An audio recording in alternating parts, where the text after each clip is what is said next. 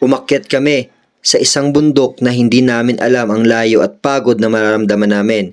Isa lang ang alam namin lahat, ang maakyat ang pinakagugusto namin tuktok ng bundok na ito.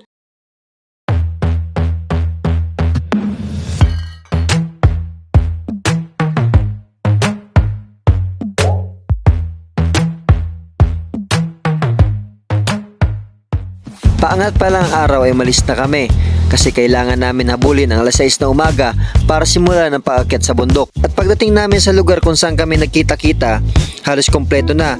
Hindi na kami nagsayang ng oras kasi alam namin na sobrang layo pa ang amin lalakbayin. Simula 7-Eleven ang Ocampo hanggang sa pinakaunang site, halos 1 o 2 kilometro ang aming tatahakin. Pero bago kami dumiretso doon, kailangan muna namin ihatid ang aprobadong permit galing sa Penro sa barangay captain ng lugar na to.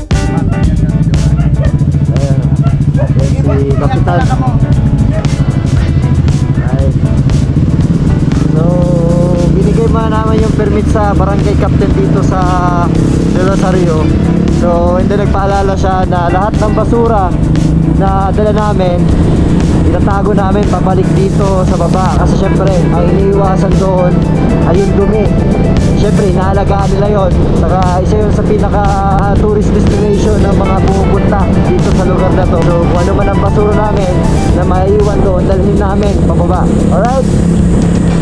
Noong nakarating kami sa kampuan, nagkaroon muna kami ng konting minuto ng orientation sa tamang proseso ng pag-akyat at kung ano ang posibleng hirap na mararanasan namin paakyat sa bundok. For the PLDT, ang difficulty is 5/9, so medyo madali-dali da. Pero but for the first timer, pwedeng malaspag ka mo. Expect po natin na pag ang elevation ng 800 na may mga alimatok na hanggang lang po yan yung 1-2. So pero sa PLDT po wala na po yung limatic, so medyo relax na po. And then din po sa taas, pwede po kayo mag-drive kasi naka 4G po and 5G po ang signal po doon sa taas.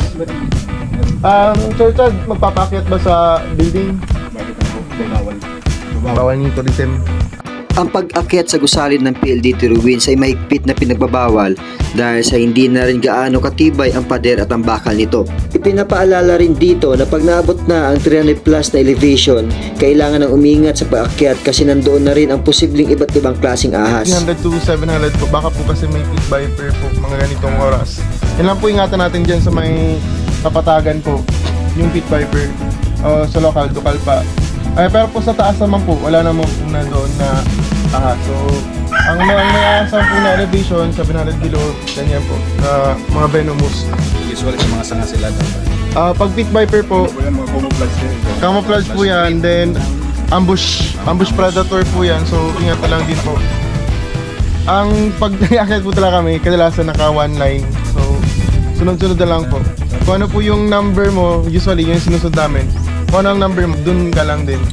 Then usually the last, yung hardcore, siya po kasi yung nag-sweeper. So, ang sweeper si Sir Chad, ako pa nag-trail master. So, pwede naman po kita mag-start.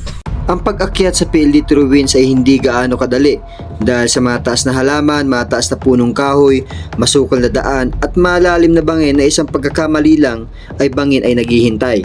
Matapos ang ilang oras na paglalakad ay namahinga muna kami kasi halos ilang oras pa ang lalakarin namin paakyat sa mismong lokasyon. Konting kwentuhan, konting kain at tubig na rin para maibsan ang pagod na nararamdaman namin. At bago yan, gaano ba kalaki ang bundok na nilalakaran namin? Ito yan. Nakikita nyo ba? O ito. Siguro dito ay kita na kami. Alright, so nandito na kami sa may helipad. Dito lang sa may Mount Isarog. So ibig sabihin nasa kahalatian na kami ng aming paglalakbay papunta sa may PLDT Ruins. So ito yung helipad na dating nilalandingan po ng mga choppers every time na may pupunta po doon sa opisina ng PLDT. So sa ngayon, hindi na siya talaga makikita ang parang helipad kasi tinubuan na siya ng mga punong kahoy, halaman. Ayan, syempre matagal na rin nagsarado yung opisina ngayon. So ito yung pahingahan sa tuwing may aakyat sa PLDT Ruins. So halos 2 kilometro mahigit na kami naglalakbay papunta doon sa may PLDT Ruins. So ito yung mga kasamahan ko. So sinong hindi makakapaniwala na itong lugar na pinapahinga namin dating landingan ng mga helicopter. Ayan. So halos tinubuan na siya mga punong kahoy tapos mga halaman. So hindi natin makikita dito, pero kung makikita niyo yung kabilang dulong yon, ayun na yung tinuturo ko. Papunto po doon sa may tuktok, nandun na po yung PLD Ruins. So halos mga 3 oras pa kami maglalakad papunta sa tuktok na yon. So ito yung bangin. Pag napamali kayo ditong bagsak, sigurado dire-diretso kayo, sa baba kayo pupulutin. Ayan, oh. So ito yung pahingahan.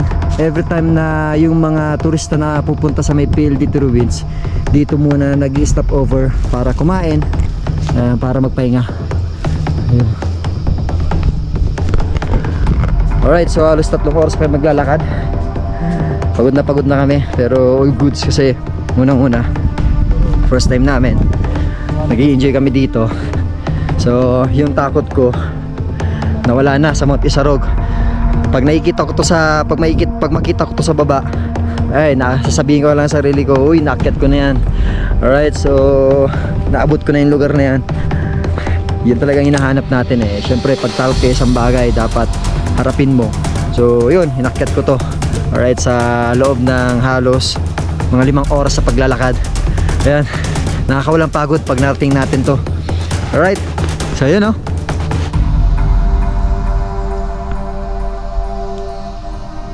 Pagkatapos namin magpahinga ay nagpatuloy agad kami sa paglalakad. At dahil unang karanasan namin to, kaya pahinga dito, pahinga doon. Kasi nakakapagod nga naman talaga yung destinasyon na parang walang katapusan. Alright, so nandito kami sa Camp 4. So halos malapit na kami sa PLD Ruins. So ito yung mga kasama natin, no? Papahinga na.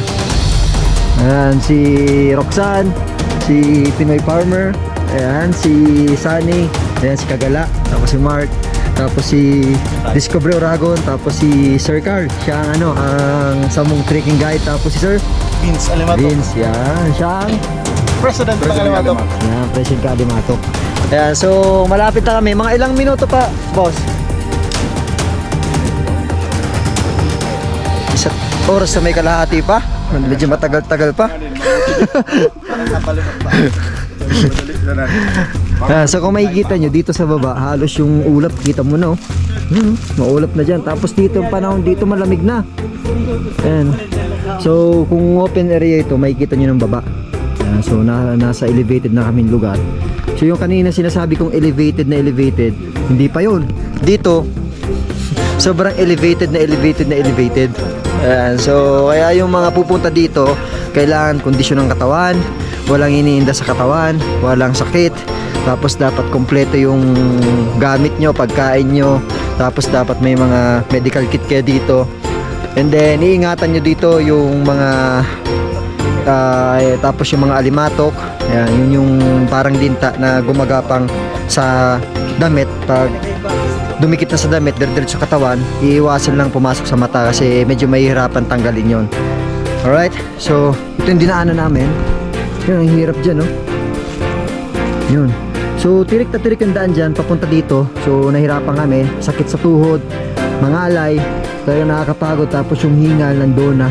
So at least yung nakikita ko lang sa baba pag dumadaan ako dito sa parting Tigawon, and then doon sa parting Carolina sa Naga, Panikwason, yung Isarog na nakikita ko lamang doon. Akala ko na mahihirapan ako umakyat dahil natakot ako. Ngayon nandito na ako.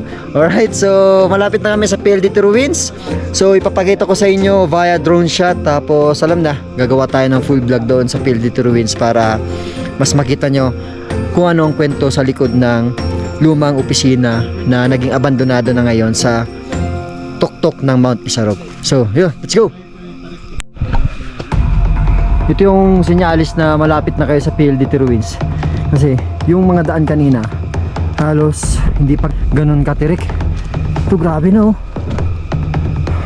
May kita yung trekking guide namin, halos nasa taas na. So pahirap dito. Pero kung makikita nyo yung daan kanina, ayos na ayos pa, no? So, tignan mo yung lakad nila pataas. So parang pag ganyan ang pataas lakad natin, no? Tumbok na. Halos padapa na. Kanina kaya pa natin, pero ito hirap na. Konting dulas mo dito, diretso kunin ka sa baba. Tingnan mo, mas mahirap yata dito pababa, no?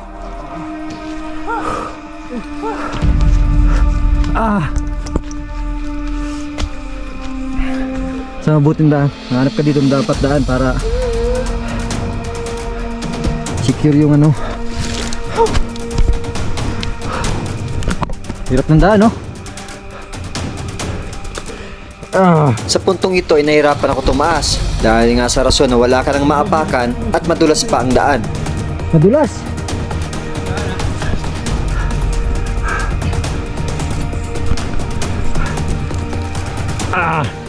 Hawak tayo dito para safe.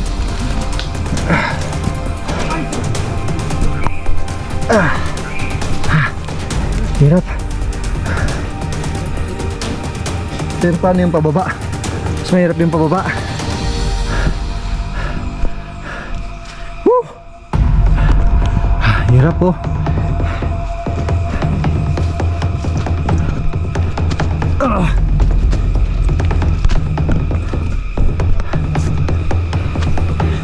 Ayan, oh. So tulong muna tayo.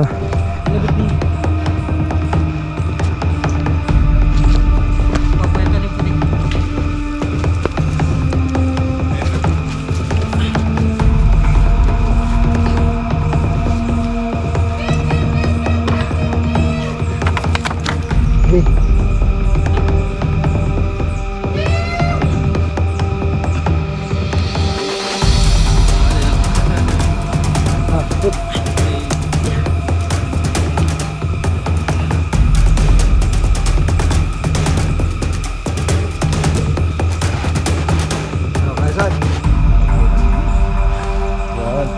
Ito, gano'n makakapot na harap yan. May kaputan dyan. Ang pinaka-importante sa ganitong aktibidad ay ang kooperasyon ng bawat isa at tulungan ang nahihirapan. Dahil pag wala ang mga ito, mas lalo kayo mahihirapan at hindi nyo mapagtatagumpayan ang kagustuhan nyong maakyat ang tuktok nito. So nakikita yung daan? Hirap, no? Yun yung senyalis na medyo malapit ka na sa PLDT Ruins. Tama nga nasabi nung nakausap ko dito na pag malapit ka na, yung daan niya elevated na siya. Ito guys, itong masarap na balita narinig namin dito, malapit na kami sa PLDT Ruins. So pag kayo napadpad dito, ito yung senyales, oh, yung mga kugol na nakapalibot sa amin dito. Ito yung senyales na malapit na kayo sa PLDT Ruins. Pero bago kami nakarating dito, pawis yung pinuhunan namin at pagod. Tapos takot dahil sa mga bangin na malalalim. Ayun. Tapos ito yung kasamaan ko sa likod. Ayun, pa nagkahiwalay-walay kayo dito, ang signal dito, sigaw ka lang ng isa tapos may magre-response sa'yo dyan. Tapos pag mag-response sila, ibig sabihin malapit lang sila sa area. Ito yun, oh. Sigaw lang ng parcel, GNT, Lazada. Tapos pag may sumigaw pabalik, yun na yun.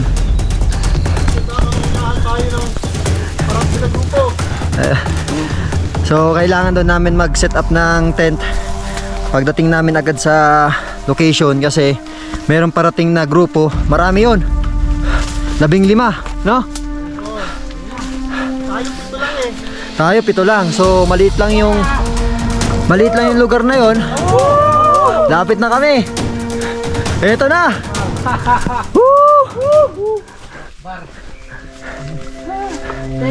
Eto na yon. Sa 6 na oras na yung paglalakbay, may mga bagay akong natutunan. Ang pahalagaan ng kalikasan. Protektahan natin ang natitirang yaman para naman sa susunod na henerasyon, mayroon pa silang pupuntahan at hindi maiwan kwento na lang.